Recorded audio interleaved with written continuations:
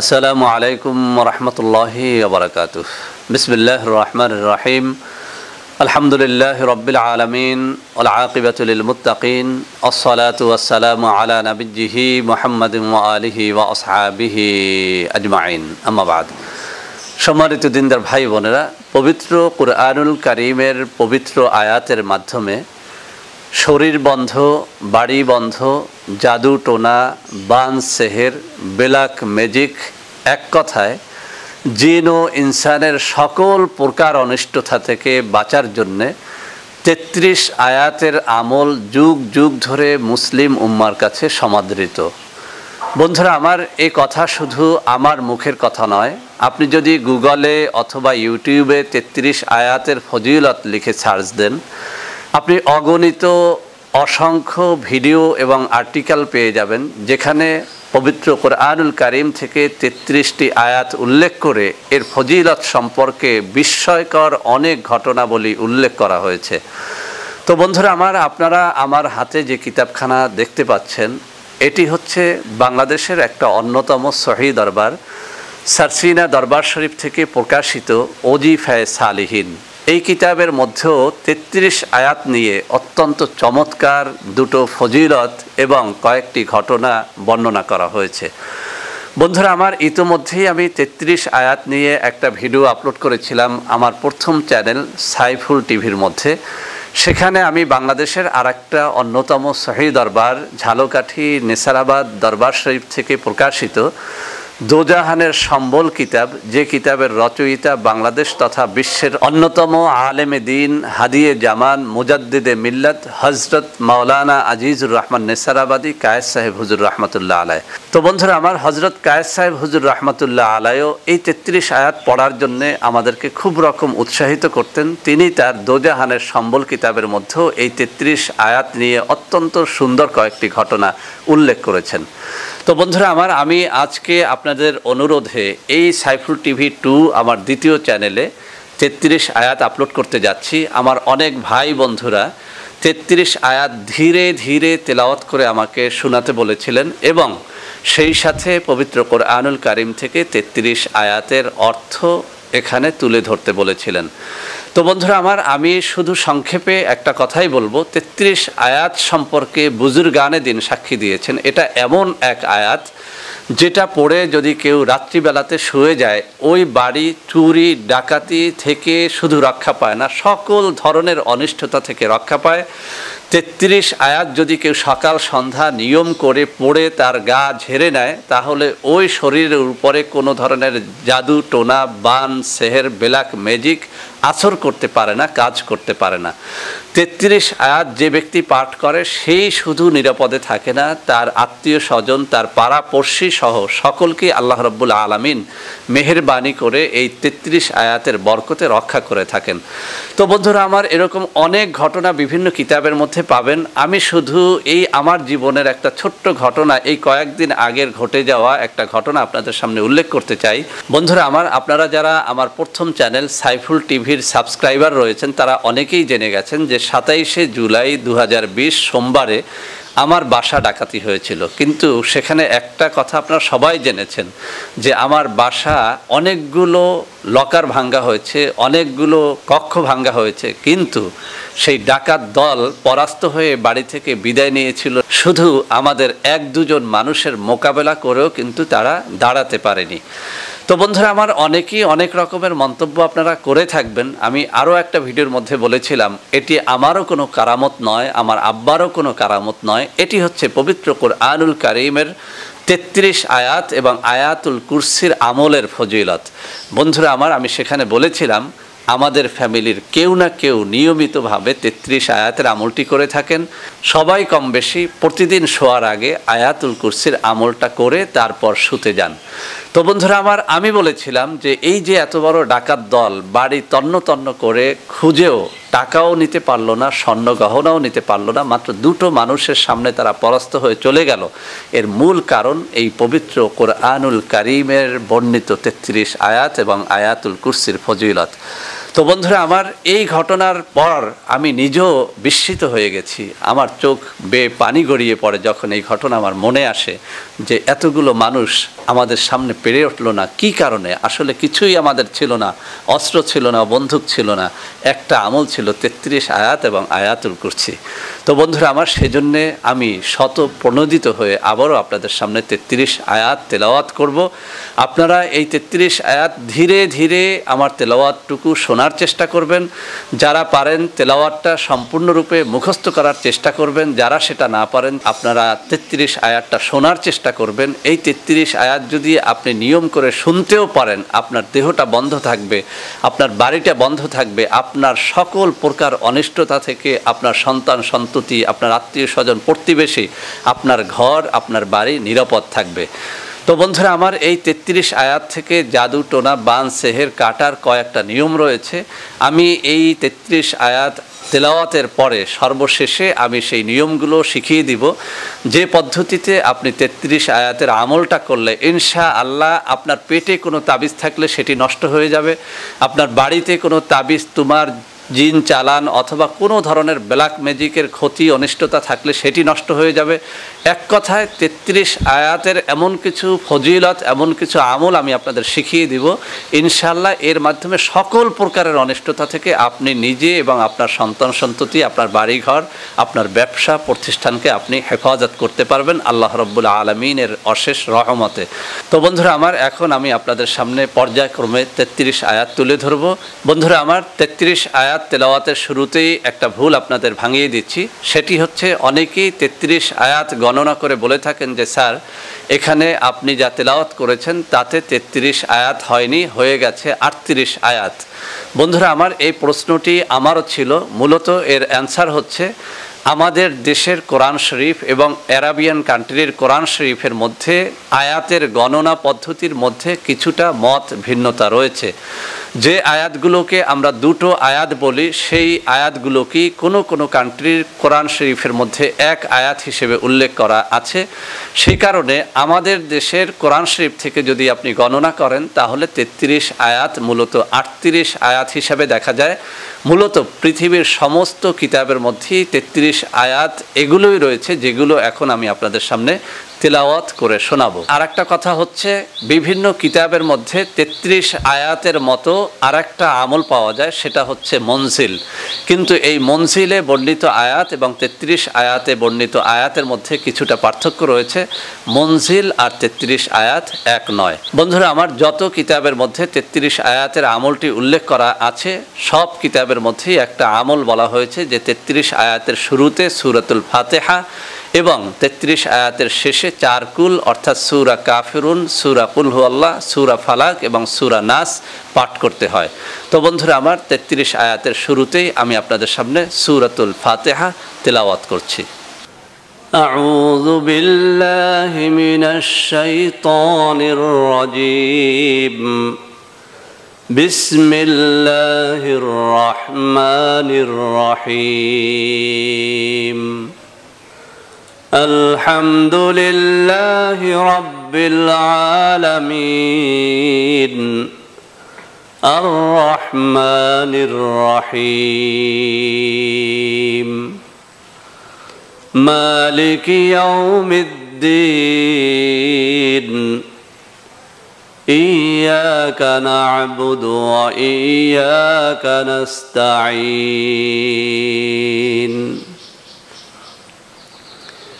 اهدنا الصراط المستقيم صراط الذين أنعمت عليهم غير المغضوب عليهم ولا الضالين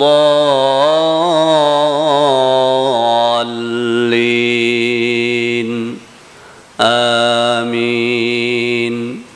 বন্ধুরা আমার, এ পর্যায়ে আমরা তেলাওয়াত করব সূরাতুল বাকারার 1 নম্বর আয়াত থেকে 5 নম্বর আয়াত পর্যন্ত। বিসমিল্লাহির রহমানির রহিম। আলিফ লাম মিম। যালিকাল কিতাবু লা রাইবা ফীহি হুদাল লিল মুত্তাকিন।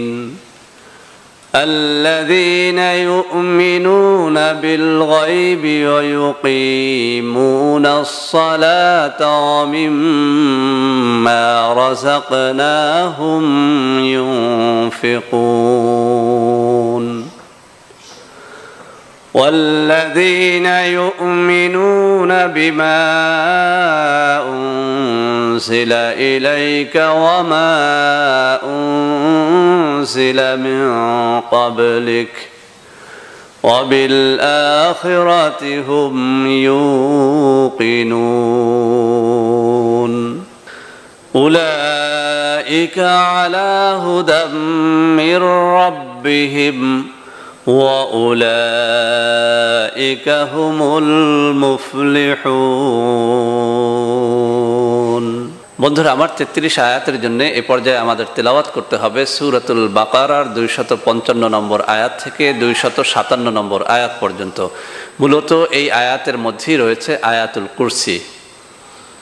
বিসমিল্লাহির রহমানির রহিম।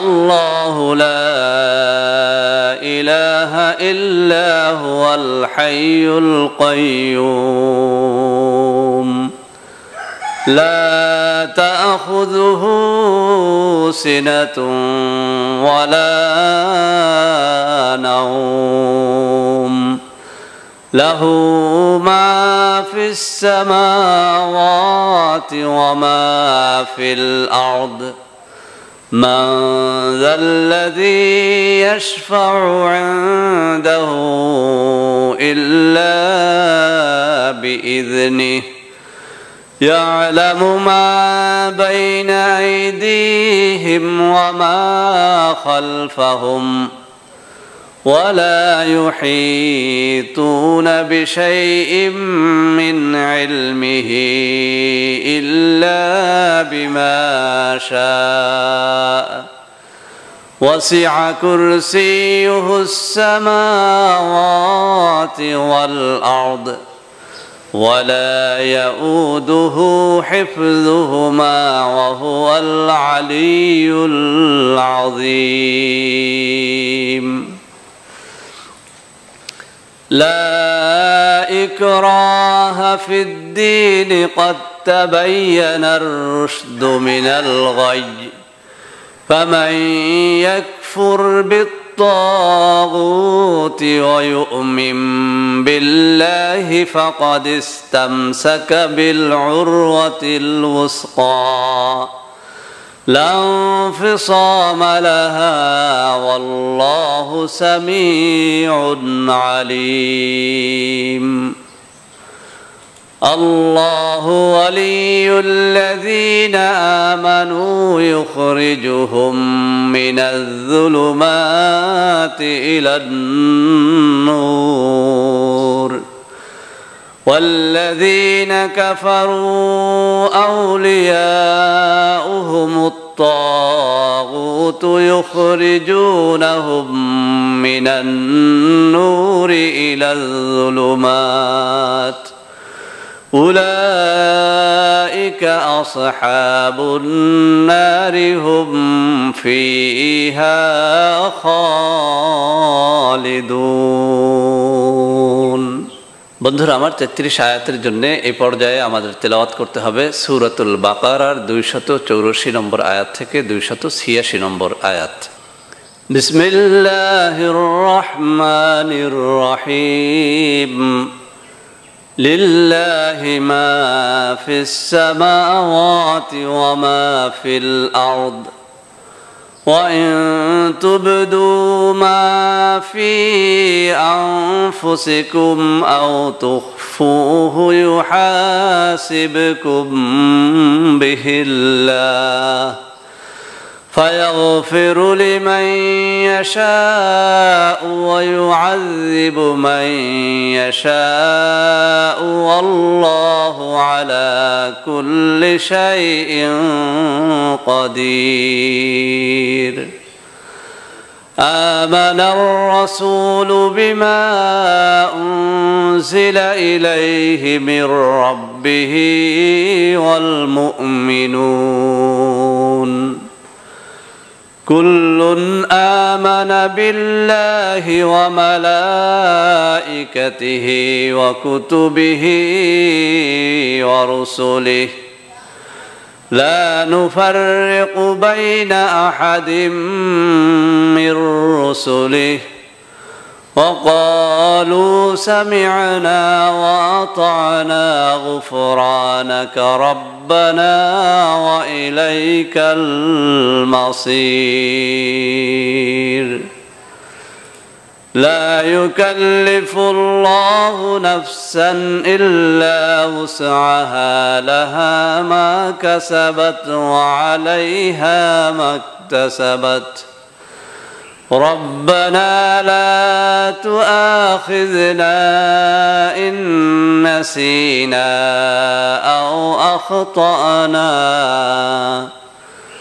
ربنا ولا تحمل علينا إصرا كما حملته على الذين من قبلنا ربنا ولا تحملنا ما لا طاقة لنا به واعف عنا واغفر لنا وارحمنا أنت مولانا فانصرنا على القوم الكافرين বন্ধুরা আমার 33 আয়াতের জন্য এই পর্যায়ে আপনাদের সামনে তেলাওয়াত করতে হবে সূরাতুল আরাফের 54, 55 এবং 56 নম্বর আয়াত। বিসমিল্লাহির রহমানির রহিম إن ربكم الله الذي خلق السماوات والأرض في 6 أيام ثم استوى على العرش يغشي الليل النهار يطلبه حثيثا والشمس والقمر والنجوم مسخرات بأمره ألا له الخلق والأمر تبارك الله رب العالمين ادعوا ربكم تضرعا وخفية إنه لا يحب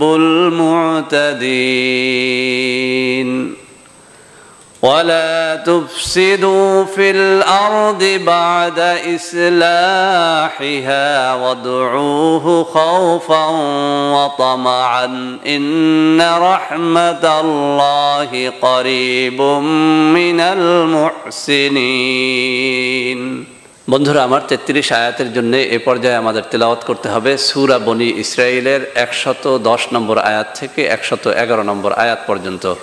এই সূরাটিকে কোনো কোনো কুরআন শরীফের মধ্যে সূরাতুল ইসরা নামেও উল্লেখ করা হয়েছে। বিসমিল্লাহির রহমানির রহিম কুল উদউল্লাহা আও উদউর রহমান أيما تدعوا فله الأسماء الحسنى ولا تجهر بصلاتك ولا تخافت بها وابتغي بين ذلك سبيلا وقل الحمد لله الذي لم يتخذ ولدا ولم يكن له شريك في الملك ولم يكن له ولي من الذل وكبره تكبيرا। বন্ধুরা আমার 33 আয়াতের জন্য এই পর্যায়ে আমাদের তেলাওয়াত করতে হবে সূরাতুস সাফফাতের 1 থেকে 11 নম্বর আয়াত পর্যন্ত। بسم الله الرحمن الرحيم والصافات صفا فالزاجرات زجرا فالتاليات ذكرا إن إلهكم لواحد رب السماوات والأرض وما بينهما ورب المشارق إنا زينا السماء الدنيا بزينة الكواكب وحفظا من كل شيطان مارد لا يسمعون إلى الملأ الأعلى ويقذفون من كل جانب دحورا ولهم عذاب واصب إلا من خطف الخطفة فأتبعه شهاب ثاقب فاستفتهم أهم أشد خلقا أم من خلقنا إنا خلقناهم من طين لازب বন্ধুরা আমার 33 আয়াতের জন্য এই পর্যায়ে আমাদের তেলাওয়াত করতে হবে সূরা আর রহমানের 33 থেকে 35 নম্বর আয়াত পর্যন্ত বিসমিল্লাহির রহমানির রহিম يا معشر الجن والإنس إن استطعتم أن تنفذوا من أقطار السماوات والأرض فانفذوا لا تنفذون إلا بسلطان فبأي آلاء ربكما تكذبان يرسل عليكما شواظ من نار ونحاس فلا تنتصران فبأي آلاء ربكما تكذبان বন্ধুরা আমার 33 আয়াতের জন্য এই পর্যায়ে আমাদের তেলাওয়াত করতে হবে সূরা হাশরের শেষ 4 আয়াত অর্থাৎ 21 থেকে 24 নম্বর আয়াত পর্যন্ত বিসমিল্লাহির রহমানির রহিম لو أنزلنا هذا القرآن على جبل لرأيته خاشعا متصدعا من خشية الله وتلك الأمثال نضربها للناس لعلهم يتفكرون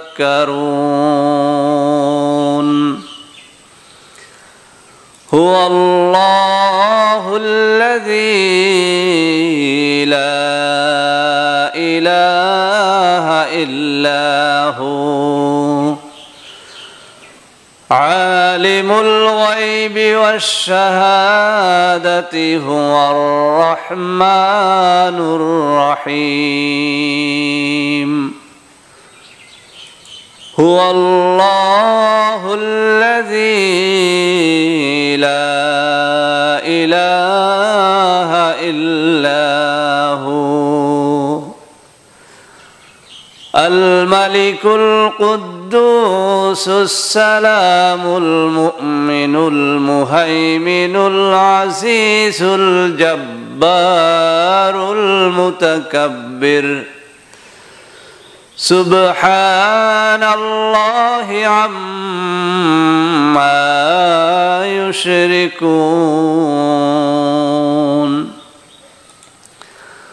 هو الله الخالق البارئ المصور له الأسماء الحسنى يسبح له ما في السماوات والأرض وهو العزيز الحكيم।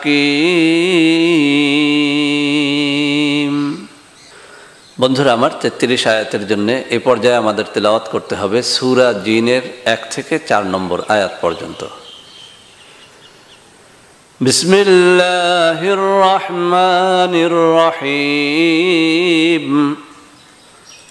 قل أوحي إلي أنه استمع نفر من الجن فقالوا إنا سمعنا قرآنا عجبا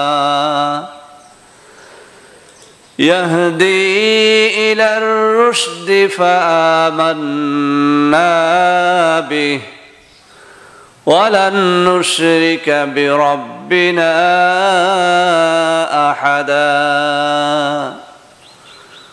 وأنه تعالى جد ربنا ما اتخذ صاحبة ولا ولدا وأنه كان يقول سفيهنا على الله شططا। তো বন্ধুরা আমার আমরা 33 আয়াত তেলাওয়াত শেষ করলাম। এই পর্যায়ে আমাদেরকে 4 কুল পড়ে নিতে হবে, অর্থাৎ সূরা কাফিরুন, সূরা ইখলাস, সূরা ফালাক এবং সূরা নাস। بسم الله الرحمن الرحيم قل يا أيها الكافرون لا أعبد ما تعبدون ولا أنتم عابدون ما أعبد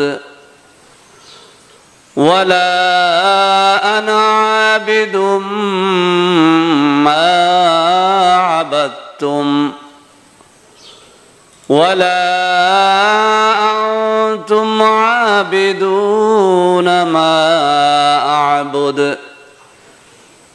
لكم دينكم ولي دين بسم الله الرحمن الرحيم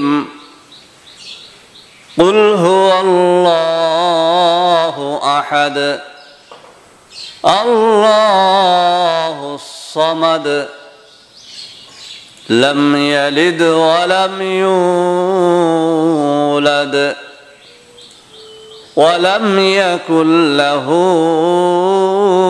كفوا أحد بسم الله الرحمن الرحيم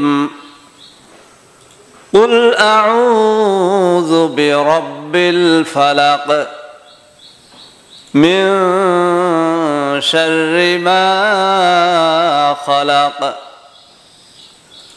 ومن شر غاسق إذا وقب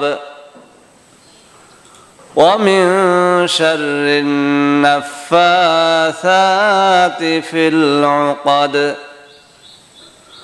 ومن شر حاسد إذا حسد بسم الله الرحمن الرحيم قل أعوذ برب الناس